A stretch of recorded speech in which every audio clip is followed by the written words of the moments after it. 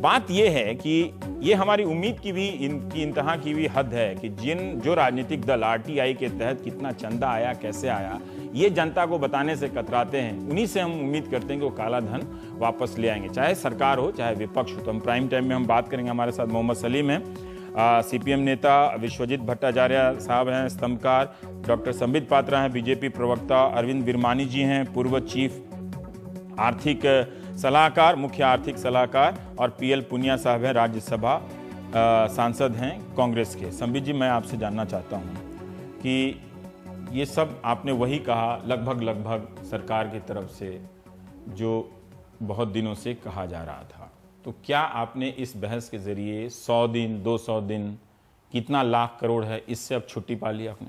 नहीं, बिल्कुल नहीं। देखिए, आज जो स्थापित हुआ, संसद में जिस प्रकार से डिबेट हुआ, इससे स्थापित यही हुआ कि हम डिबेट्स और डिस्कशन से बिल्कुल नहीं भागेंगे। आप अगर लोकतांत्रिक तरीके से कुछ जानना चाहते हैं, सवाल पूछना चाहते हैं, तो हम उसका जवाब भी देंगे और सटीक जवाब देंगे।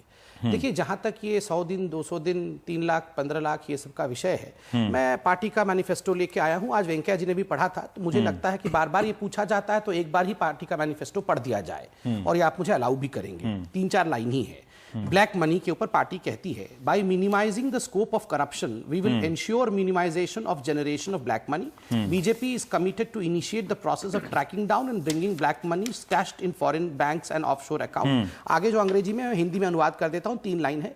एक कि हम जो भी नया कानून बनाना है वो नया कानून एनेक्ट करेंगे ताकि पैसा वापस आ जाए, और जो पैसा हिंदुस्तान का है किसी भी कीमत पे उस पैसे को हम हिंदुस्तान वापस लाएंगे। तो आज भी हम उसी स्टैंड पे कायम है। देखिए, सीताराम येचुरी ने, आपने एक बयान तो दिया, सीताराम येचुरी ने इसको भी कोट किया है। ये 18 जनवरी 2014 की आपकी नेशनल काउंसिल में कही गई है। वो ये कह रहे हैं कि 2011 में आपके पार्टी प्रेसिडेंट जो राजनाथ सिंह है वो कह रहे हैं कि अगर नाम बताने में स्विस बैंक में किसके नाम हैं, अगर कोई भी इसमें कोताही बरती गई तो उनकी निष्ठा जो लोक सरकार में है उस पर संदेह होता है। तो इस तरह के बहुत सारे कोट सीताराम येचुरी ने कुल मिला के किए हैं। मुझे ये बताइए कि ये ठीक है, आपने जो जवाब दे दिया होगा वो विपक्ष के लोग कहेंगे, हम नहीं चाहते कि जो संसद में हुआ वही बात बार बार दोहराई जाए। कितना काला धन है ये कुछ बताया गया, कुछ रिवाइज हुआ है एस्टिमेट आप लोगों के हिसाब से? देखिए, क्योंकि मैं अखबार में तो बहुत सारा चीज, अब वो रामदेव वाला एस्टिमेट, आपका एस्टिमेट और सरकार का मिला के अडवाणी जी का एस्टिमेट, अडवाणी जी का, इसका कोई एवरेज अब नया निकला है? देखिए, मुझे लगता है बड़े मैच्योरिटी के साथ और खुलेपन के साथ मैं यहाँ विषय रखूं। अब देखिए, स्वाभाविक रूप से जब हम ऑपोजिशन में थे, आज कंटेंशन का विषय यही है कि उस समय तो हम कुछ रकम बता रहे थे, आज मन की बात में हम क्यों रकम नहीं बता रहे हैं, यही है ना सवाल। मैं इसका उत्तर देता हूं। देखिए, जब ऑपोजिशन में थे, हमने आज वेंकैया नायडू जी ने भी वो तो कुछ निकाला, नहीं, कुछ ना कुछ ऐसा नहीं है, ये बड़ा सीरियसनेस का विषय है। देखिए, 25 लाख करोड़ रुपए ब्लैक मनी है। सीबीआई डायरेक्टर एपी सिंह ने खुद सदन के फ्लोर पे खड़े होकर यात्रा निकाले थे 2-2 नहीं, मैं बता रहा हूं, मैं बहुत संजीदगी के साथ इस विषय को रख रहा हूं साहब। आप देखिए, सीबीआई के डायरेक्टर, पुरानी बात मत, अब कोई नया जेटली जी ने आप लोगों को बताया है कि भाई उतना नहीं है, 25 लाख करोड़ नहीं है, 5 लाख करोड़। देखिए, ऐसा कुछ पता है? ये है कि एक सेकंड, सलीम पुरानी बात तो नहीं, सलीम साहब, आप पुरानी बात नहीं है तो फिर छोड़ते हैं। नहीं, क्यों छोड़ते? आपने एक सेकंड, अच्छा सलीम साहब छोड़ दीजिए, तो फिर इसमें समय चला जाता है। एपी सिंह साहब, कोई एपी सिंह साहब यूं ही नहीं थे, वो सीबीआई के डायरेक्टर थे। और जब सदन के पटल पे खड़े होकर एक वक्तव्य को रख रहे हैं जिसमें उन्होंने एक रकम कोट किया है, वो सीबीआई, वो भी इंटरपोल के विषय में जब बात कर रहे हैं तब रख रहे हैं, तो हमने उस रकम को उस समय मान के उसको एक आगे बढ़ाया।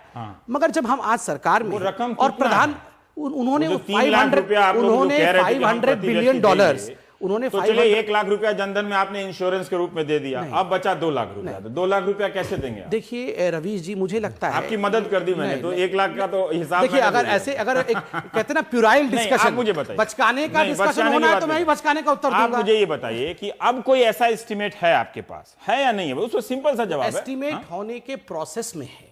जब प्रधानमंत्री ने कहा कि आप भरोसा रखिए, ये मेरा प्रायोरिटी है कि किसी भी कीमत पे काला धन वापस आएगा, और हम इस पे त्वरित कार्यवाही कर रहे हैं, तो कार्यवाही में ही कितना रकम है ये भी पता लगाना काम है। सलीम साहब, देखिए, एक तो क्वांटम कौन सा सवाल था, ठीक है, आपको जो कहना के लिए, जो इस बहस का, ये कांग्रेस बीजेपी इन्होंने, उनका अब जनता समझ गई है कि जो ये कह रहे थे पहले वो अब कांग्रेस कह रही है, जो कांग्रेस कह रही है वो अब ये कह रहे हैं, ठीक है, थोड़ा बहुत अंतर है, कार्रवाई इनके समय ज्यादा होगी तो कांग्रेस वाले भी गिना देंगे। पर मैं ये जानना चाहता हूं वो कौन से जवाब थे, सवाल थे जिसका जवाब नहीं मिला मैंने इन तमाम रूटीन के आश्वासनों के मैं खुद आज लोकसभा में भी बहस में हिस्सा लिया और ये पूछा भी और जवाब नहीं आया।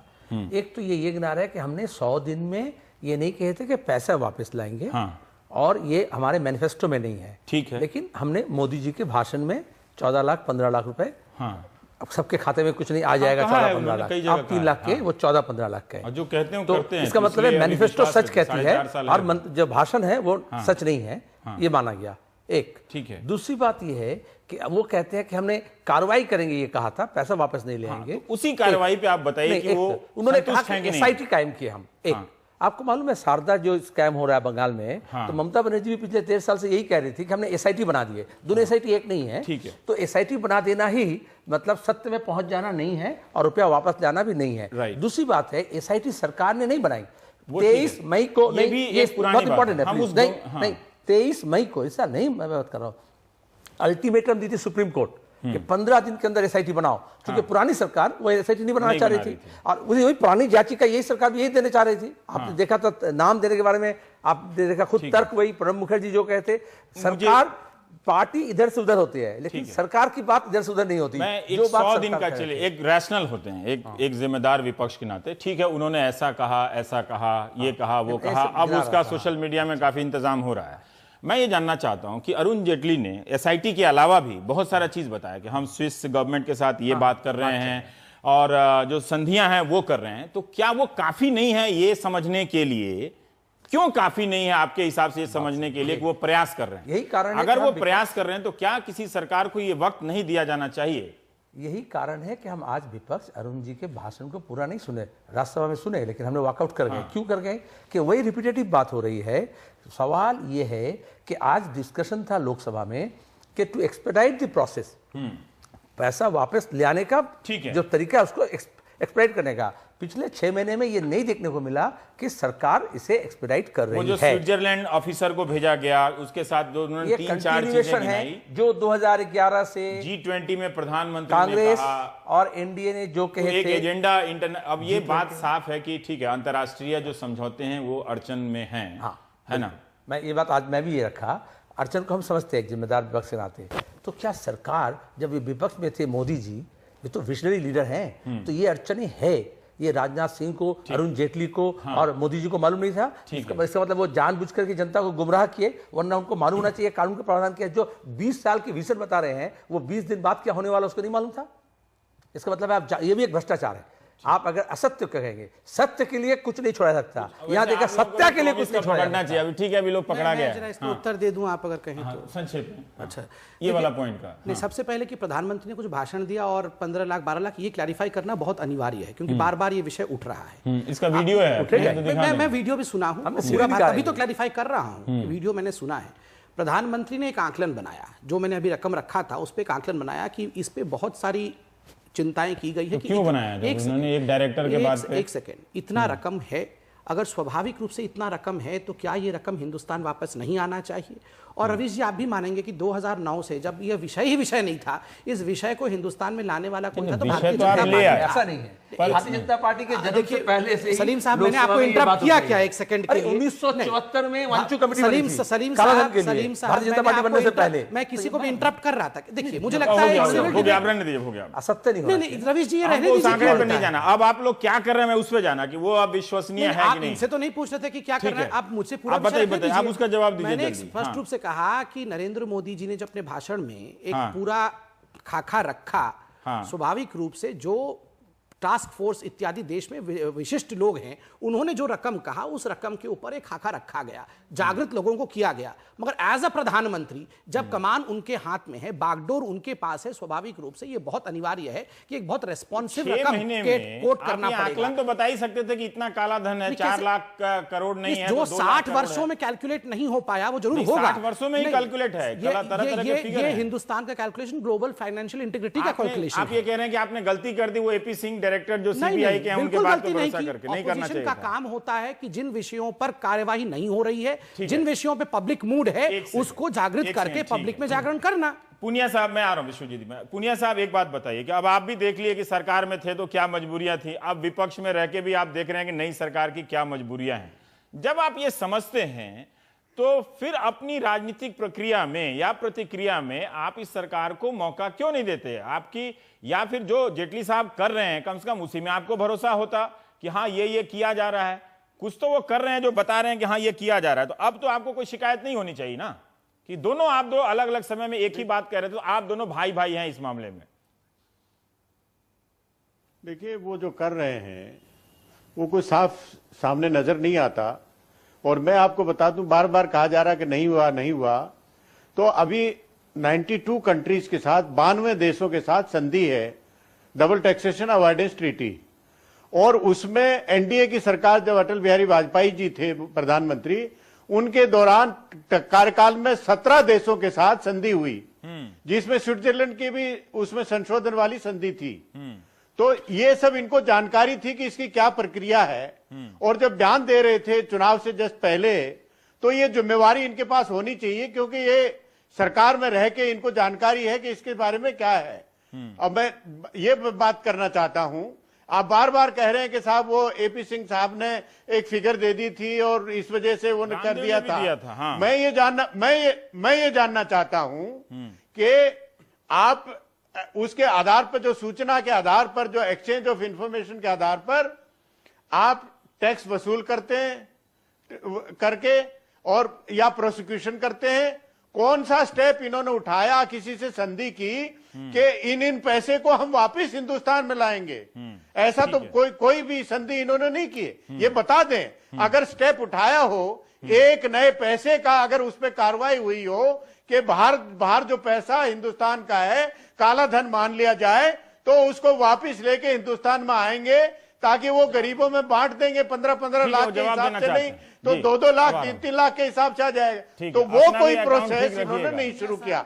तो जो बात हो रही थी, जो बात हो रही थी कि काला धन वापिस हिंदुस्तान में लेके आए थे, वो टोटली फर्जी है, उसमें कोई आधार नहीं है। उसके आधार पर कोई कार्रवाई हिंदुस्तान की सरकार, जो एनडीए की सरकार है, इसमें नरेंद्र मोदी जी के नेतृत्व में, उसमें कोई कार्रवाई नहीं। शांत तो हो जाए तभी तो बताऊंगा। एक कदम गिना दे, बाकी छोड़ दीजिएगा। एक कदम गिना दीजिए कि जिसमें काला धन इतना है और लाने के लिए तैयारी हो रही है। देखिए, पहली बात है, 2.5 वर्षों तक सरकार सुप्रीम कोर्ट की बात को नहीं मान रही थी, रिव्यू पिटीशन तक डाल रही थी, इसलिए उनको 44 सीट आई। और आप तो 100 दिन में करने वाले थे, इसलिए आप एक सेकंड 2.5 वर्षों तक नहीं कर रहे थे, रिव्यू पिटीशन कर रहे थे, 2.5 दिनों में हमने एसआईटी बनाया। दूसरा महत्वपूर्ण कदम, जो सबसे महत्वपूर्ण मैं मानता हूं, इतने वर्षों तक a reluctant country Switzerland time bound information देने से बिल्कुल इनकार कर रही वो देखिए, वो समझौते में जेटली साहब ये भी बता रहे हैं कि जब हम एविडेंस देंगे तो वो कुछ बताएंगे, है ना? ये जो 600 ऑटोमेटिक वाला, उसमें बाद में आपको समझना पड़ेगा। हम एविडेंस क्या देखिए, जब मेरी बोलने की बारी आती है सब बीच में आ जाते हैं, तब सच्चाई को रोकने का प्रयास। नहीं, सच्चाई क्यों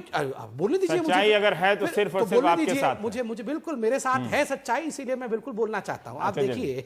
आप देखिए जो 600 नाम आए हुए हैं, चोरी के नाम है भले ही, वो जो नाम आए हुए यही तो हमारे पास है। पहले स्विट्जरलैंड 6 महीने में कोई नया नाम नहीं मिला आप लोगों को। सुनिए तो सही बात। एक सेकंड पुनिया साहब, ये जो 600 नाम है, पहले स्विट्जरलैंड बोल रही थी हम इस पे कोई एविडेंस नहीं देंगे क्योंकि तो चोरी के नाम है, हम इस पे कुछ नहीं बोलेंगे। सरकार ने जो दखल उठाया है, कदम लिया है, ट्रीटी साइन किया, उसके कारण स्विट्जरलैंड बोल रही है आप नाम दीजिए, इस पर हम एविडेंस देंगे आपको जो हमारे देश में है। ये कितना बड़ा अचीवमेंट है, ये मानिए। और कानूनी कार्रवाई, इसके अलावा भी तो कोई केस आपने किया होगा ना। 6 महीने में 60 वर्ष का काम कर रहे हैं, कोई केस तो किसी को तो पकड़ा होगा। यही बता देते कि इसे 627 के अलावा भी आपने किसी को पकड़ा है। 627 के अलावा 627 के अलावा भी इसी के लिए तो संधि साइन किए जा रहे हैं। नहीं, 1 मिनट दीजिएगा। हाँ, पुनिया साहब बोल लीजिए सर। देखिए, अगर मान लिया एक्सचेंज ऑफ इंफॉर्मेशन, पूरी इंफॉर्मेशन अवेलेबल भी हो जाए, तो इनके प्राविधान के हिसाब से टैक्स वसूल करेंगे, प्रोसिक्यूशन करेंगे। कौन सा ऐसा प्राविधान है जिसमें आपने किया है जिससे वो धन वापिस आएगा, पूरा धन वापिस आएगा? ऐसा कोई प्राविधान नहीं है। तो ये आप बात करें घुमा फिरा के, जो एसआईटी की बार बार बात जो आप लोग करते हैं, उसके बारे में हम बता दें। देखिए कि यूपीएस सरकार में सुप्रीम कोर्ट से कहा था कि नई सरकार बनने वाली है, नई सरकार बनने वाली है। वित्त मंत्री कह रहे हैं, है ना? जी हाँ। सीताराम येचुरी ने कहा है कि ये जो डबल टैक्सेशन एग्रीमेंट है, जिसके सहारे लेके बहुत दलीलें दी गई, दरअसल वो एक फ्रॉड है।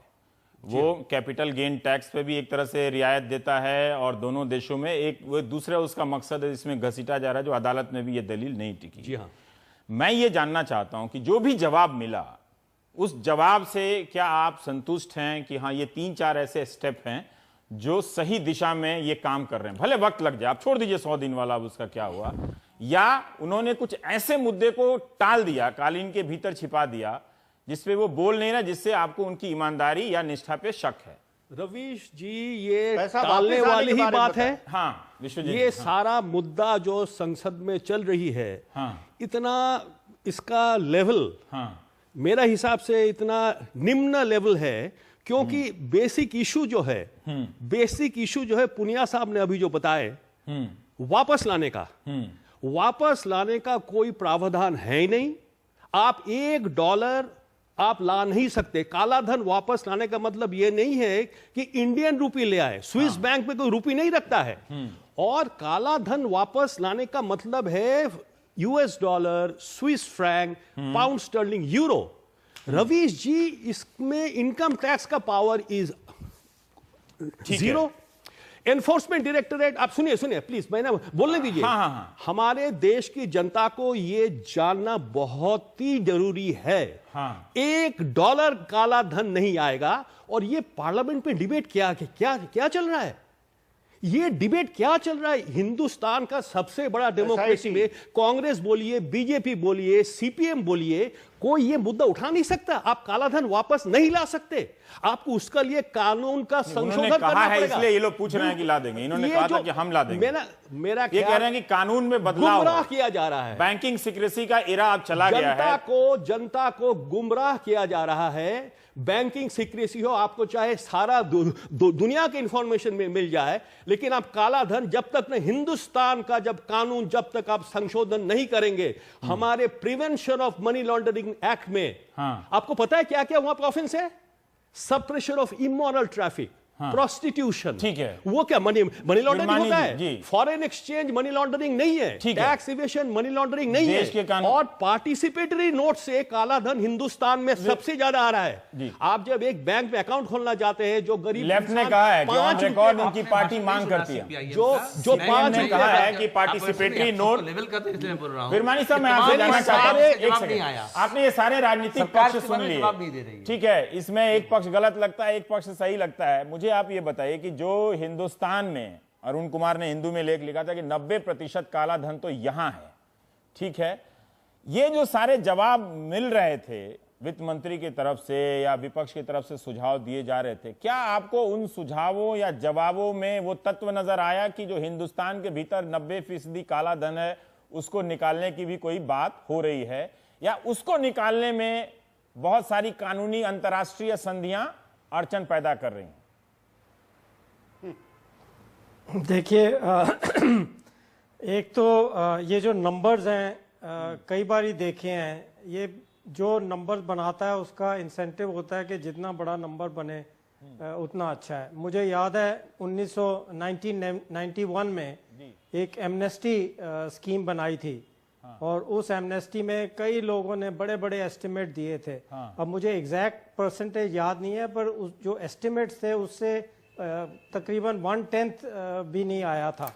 पर एमनेस्टी में वो एक्चुअल डॉलर्स उनको रिमिट करे थे और एमनेस्टी के अंडर वो आए थे।